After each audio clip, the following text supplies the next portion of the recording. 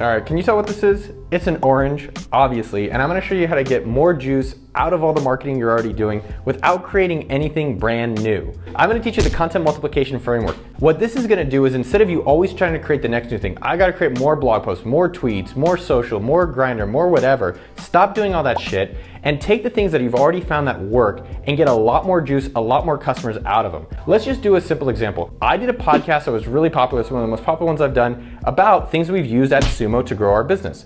And I talked about 3 things. One of them that I talked about in the podcast, proactive dashboards. So I did a podcast about it, so that's step 1. Then I went from there and I made a YouTube video about it.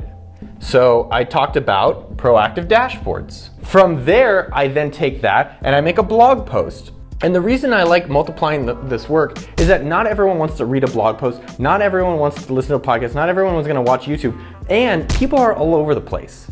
So you may not get them in podcast world, but you might get them on social media world. You might get them in another place. So that's why I like to multiply the content that's already working. Because I get so frustrated myself where I'm always just, am I on this treadmill of always trying to catch the next new thing? I'm tired, let's do it, Richard. So look at your top 10 blog posts, your top 10 articles, your top 10 YouTube videos, and instead of trying to worry about making just the next video, how can you take that video and make other things about it? So podcast about it, blog about it, core post about it, LinkedIn post about it, ebook about it, full-length cinema feature film about it, whatever it is, take the things and the concepts that you already have working and figure out how to multiply them to reach a bunch more customers. So going back to this example, I had a podcast, we made a YouTube video about it, it'll become a blog post, and then I put that out there on social media. That is IG, that is Facebook, that is Twitter, that is LinkedIn, that is Quora. Different people like different types of food. Some people like to eat podcasts and that's how they learn things.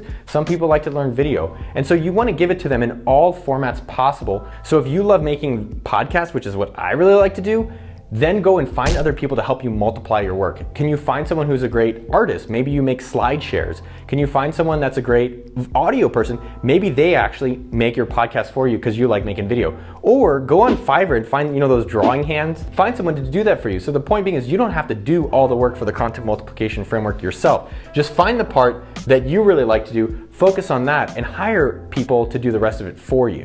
So that is the content multiplication framework, and I highly recommend you do it to get significant more juice and more customers out of the marketing you're already doing.